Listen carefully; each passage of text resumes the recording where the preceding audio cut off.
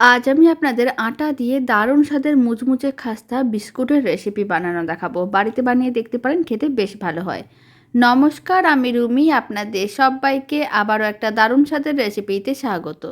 প্রথমে এখানে 1 কাপ আটা নিয়েছি, 200 গ্রাম আটা, 100 গ্রাম সুজি দিয়ে দিলাম, অল্প একটু লবণ আর দিয়ে দিলাম এলাচ গুঁড়ো। এবার দিয়ে দিলাম সাদা তেল।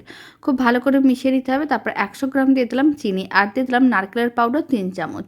সমস্ত কিছু আবারও খুব ভালো করে মিশিয়ে অল্প দুধ দিয়ে এরকম একটা টাইট ডো রেডি করতে হবে। ডোটা থেকে মিডিয়াম সাইজের লেচি কেটে নিয়েছিলাম। একটা লেচিকে নিয়ে এরকমই গোল বলের মতন করে বানিয়ে প্রেস করে চ্যাপ্টা করে নিয়েছিলাম।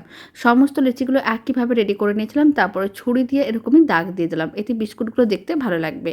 তারপর একটা কড়াইয়ের মধ্যে স্ট্যান্ড রেখে দিয়েছিলাম আর বিস্কুটের প্লেটটা রেখে দেওয়ার পরে ঢাকনাটা বন্ধ করে 15 থেকে 20 মিনিট এইভাবে বেক করে নিতে হবে মিডিয়াম ফ্লেমে।